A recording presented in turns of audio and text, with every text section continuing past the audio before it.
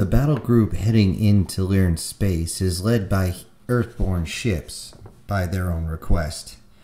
The Bismarck leads the fleet.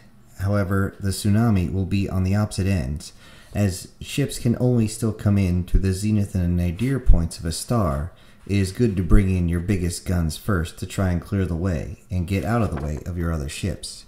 However, the D-fold spreads the ships out over several thousands of kilometers as they come in, yet they still must get away from the area in order to allow other ships to arrive.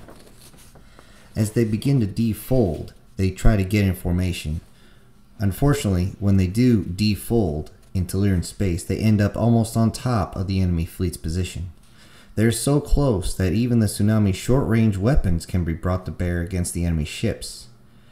As the guns and batteries begin to fire, the fighters take to the skies as fast as possible. There is a few moments where space itself on both sides of this sector begin to burn. Enemy and friendly ships collide as ships scramble to gain position. The ships that are sent adrift slam into others, causing even more chaos. The Admiral is calm as he gives orders to maneuver the fleet.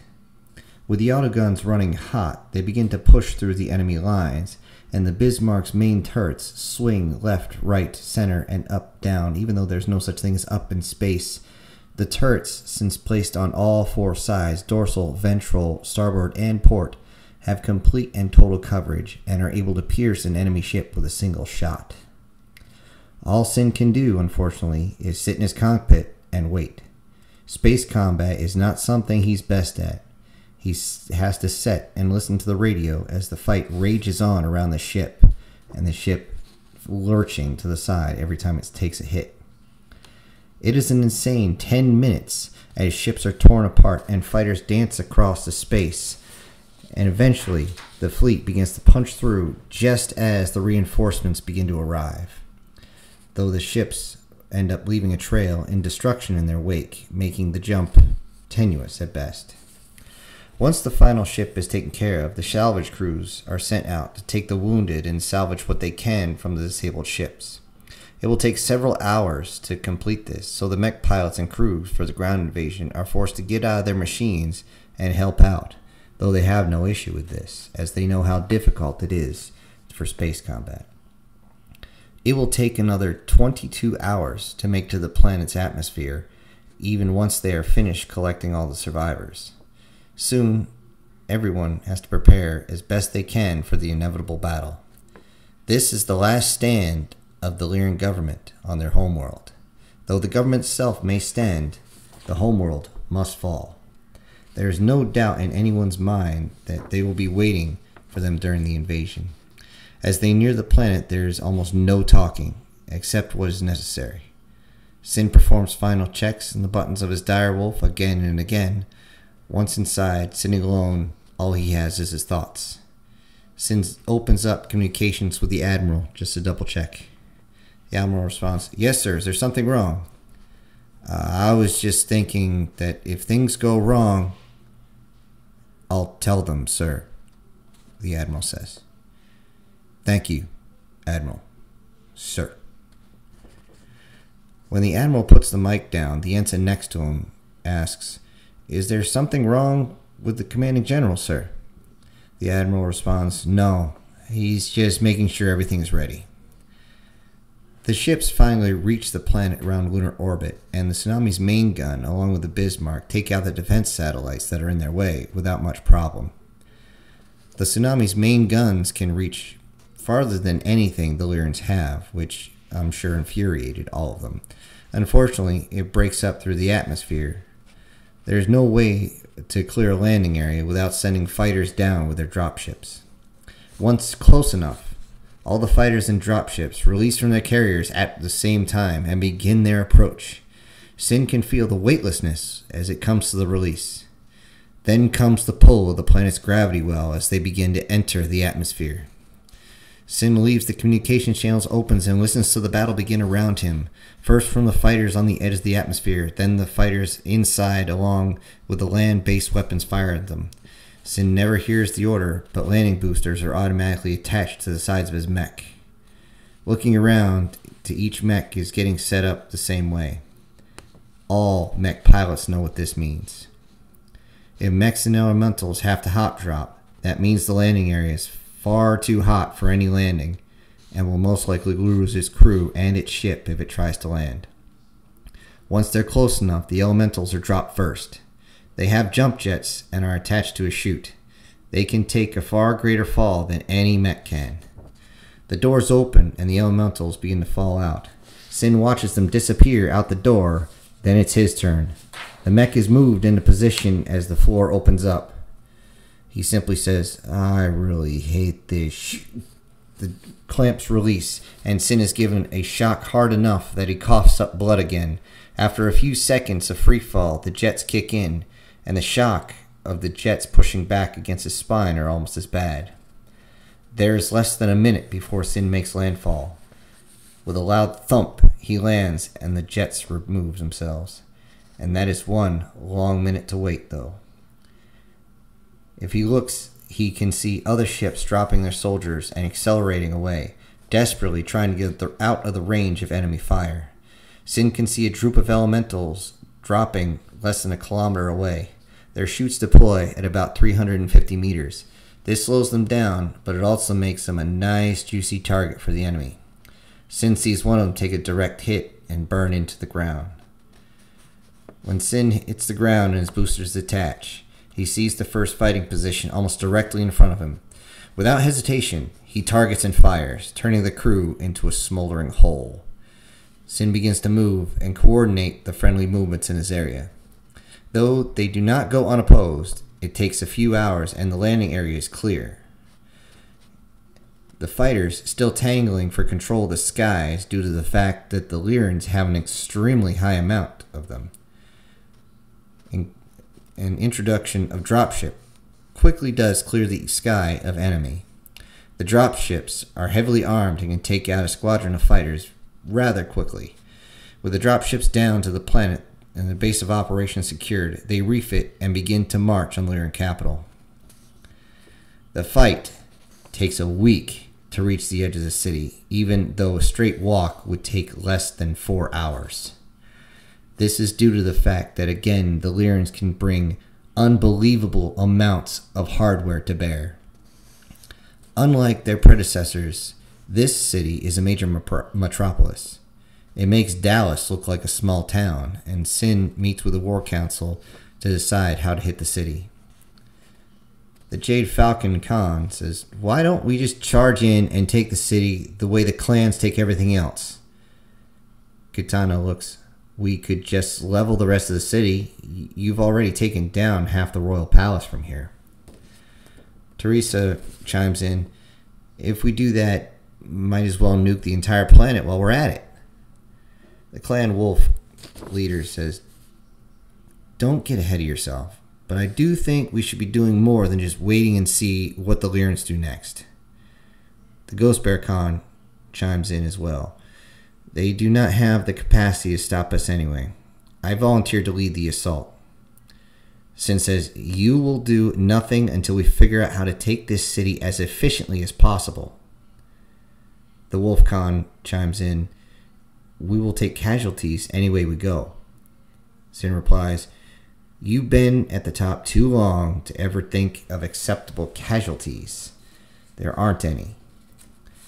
Katana chimes in with, again, "There is no way to take this city without risking lives." "I know that," Sin replies, "but we have to figure out a way to minimize our losses without totally annihilating a civilian population." Jade Falcon, "Perhaps you care too much to lead this assault." Sin replies, "Regardless of what plan we use, I will be at the front of this advance. Don't ever assume otherwise." Teresa says, "Perhaps we need time to cool ourselves before we continue." The council is put into a slight recess to have something to eat and drink until later. Sin takes a walk and can see people moving around and scurrying to make ready for the next assault. Teresa walks up next to him and looks across at the landscape. "You know, has only been one other army this large. General Kerensky." Perhaps that's why you've been able to keep such an unlikely alliance together for so long. You're a lot like him. Terra takes another look around before continuing. Intersphere technicians, clan warriors, Earth ships, Draconis support, you even have a few Free Worlds League have joined. Such an assortment, it is amazing that things have not torn itself apart. She looks at Sin, but he's still looking out at the city skyline. I'm sure if this was under clan control, there would be just as many injuries from each other and from hostile action. If it were led by Intersphere, or even, I don't know, Draconis or Torian, maybe, they would have to pay for support like this. And there's far too much mistrust between our governments to bring us together like this. The Wolf Khan, walking up, says, "You're right. If it was not for Earth and the government you have designed, then we would still be fighting each other right now." Teresa says, "Indeed." And then she turns to Sin. "Do you know that we have faced each other on the field of battle many times? Yet we both stand," the Wolf Khan said. The two women smile at each other. It is more one out of respect than anything else. Teresa starts with, "Perhaps when this is all over, we will be at peace again." Without looking over, Sin just says, "We have to get through this first." Sin turns around and heads back to the council chamber. He leaves the women looking confused at this sudden change of words. When everyone turns to the room, Sin lays out the groundwork for the assault. It doesn't take more than a day to get all the units in position. Sin tries once more to get the general population out of the city before everything goes bad. Transmitting on every frequency possible, he makes sure everyone can hear what is being said. "This is General Sin of the Earth Forces to the remaining Lyran royalty. Surrender yourselves and no harm will come to the general population. If you insist on using them as human shields, then I will have no choice but to ask them to dig you out. I await your response." There's less than a minute of silence over the comms before they get a response. "This is Archon Steiner of the Lyran Commonwealth. You have no place to order us to do anything. I'm trying to stop further bloodshed," Sin says. Do you not care for the safety of the people of this planet? The people of the Lyran Alliance know that the royal family is to be protected at all costs. It is not their place to choose. Sin replies, "So you're saying that the people of the Lyran Alliance are nothing more than puppets?" The Archon replies, "You will address me respectfully. Be thankful that I even address a low-class person like yourself. Only those of noble birth should even consider asking such things in the first place. Even those appointed by the Lyran Alliance, by the Archon myself, would even know never to ask that." Sin replies, "Well, oh, you don't consider yourself superior, huh? Those that have faced us or on the field of battle are more noble than you ever could come close to. I've only placed a single prince on the field of battle since I invaded this planet. At least he earned the respect from everyone over here before he died." The Archon replied, "That prince was my son. He went against my wishes, and now there is only one left." Sin replies, "Then do not waste your bloodline on pride. Also think of the people you govern. Are their lives of any value to you?" That last sentence seemed to cut like a knife, and cut deeper with every passing second. There was no response. The Archon finally comes back. "You insolent, low-class, simple... You shall end up kneeling before me." The comms then shut off. The Jade Falcon Khan simply leans over. "I guess that means we go in." Sin replies, "Not yet." Having his communications officer put him on a broad frequency, he's about to respond. "To all those inside the city, if you drop your weapons and come out, you will not be harmed. You may bring whatever items you need, but you will be searched before you are free to leave. Understand that we are only here for the ones that attacked my planet, the planet Earth, along with those who issued the order. All others will not be harmed. You have my word, and the word of the clans." He said this as looking over at the clan Khans, as they all nodded in agreement. "You have until dawn tomorrow. After that time, I cannot guarantee your safety anymore." He turns the comm off. From then on, they wait. It isn't until the sun goes down that there begins a very large number of civilians leaving the city. As they reach the lines, they're searched and simply set on their way. Almost no instances at all to even speak of. It is not until almost dawn that the flow begins to even slow down, and there is one report that military personnel are surrendering to any allied forces, although they make it to the point to surrender to those from Earth or Inner Sphere. They're very hesitant to go to the clans, except for a very small few. With the rising of the sun, the battle is ready to begin. The perimeter of the city is hammered for several hours by artillery and airstrikes. Buildings begin to turn into piles of dust as the fire continues. There are counter batteries, but none of them make direct hits. Soon it is time to move the ground forces in. Under the cover of dust and debris and covering fire from every possible gun around, they make it into the city.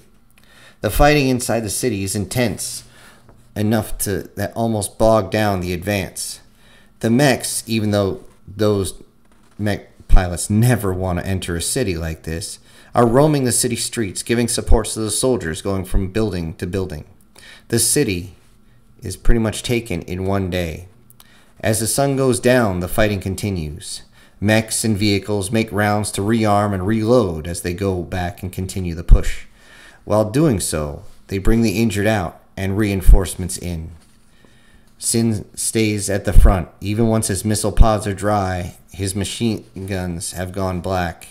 Still, if a vehicle does not come up to him to rearm him, he still does not stop pushing forward. As the next morning comes, the sound of battle soon stop. On the movement, he finds one of the Draconis soldiers trying to take liberties with a couple of the civilians. Sin turns on his PA system from his direwolf and says, "What the fuck do you think you're doing?" The soldiers just look at him and seem to smile, almost giving him a thumbs up. Without hesitation, Sin fires a shot less than 2 meters away from the soldiers. It definitely gets their attention. They let the civilians go and hold up their hands.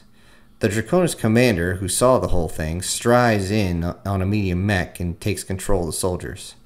Sin looks at him and says, "If I see any of your soldiers try that again, I will make sure the council revokes all Draconis privileges on Earth." Sin turns and continues on his way.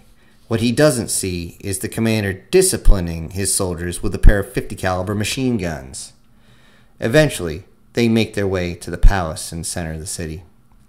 The perimeter has been beaten down by long-range airstrikes and also artillery, and the artillery has been taking some major damage. However, the palace is still well defended, and it will be very difficult, if not impossible, to get the rats out of their nest. Sin tries one last time to get the Lyrans to surrender. To the Archon and the rest of the Lyran leadership, I am General Sin, commander of the forces that have invaded your planet. There is no cause for further loss of life. Surrender quietly, and your soldiers will be allowed to live. A voice comes on, a very, very soft and seemingly young voice. This is Princess Amani of the Lyran Alliance. You have invaded our world and slaughtered our people. What makes you so arrogant as to demand our surrender? Princess, please hear me out. As a member of the royal family, I had to say whether or not you attacked Earth. The fact that you failed is a side note. Your people fired upon all the ships and buildings, to include hospitals, schools, and even foreign dignitaries. This is what you brought on yourself. But there is no reason for an entire population to pay the price for a few people's mistakes. You know nothing about us. My people would gladly lay down their lives to protect me. Do not put pride above the welfare of your people, princess. The people exist to serve us. You have no right to say anything else. I guess you are a lost cause, just like your mother. Any leader that thinks of themselves as invaluable to their people is no longer a leader and just a tyrant. I say this to all Lyrans still taking refuge inside the palace. You have until dawn tomorrow to leave the palace, because with the rising of the sun, the palace will be razed to the ground. Your leadership is already planning on escaping through the catacombs beneath the palace. Unfortunately for them, we have already secured the exits and will fire on anything executing them. Do not throw your lives away for someone else, especially one that cares nothing for you.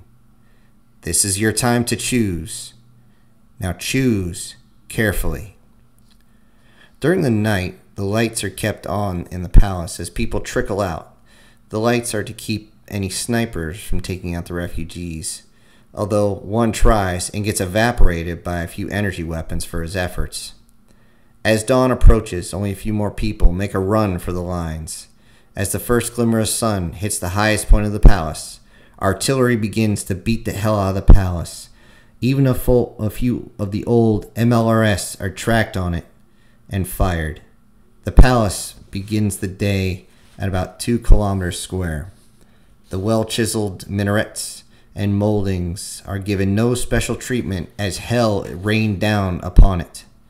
One can only imagine what was going on inside as the walls begin to buckle and fall. There is only a few counter batteries as they begin to fire.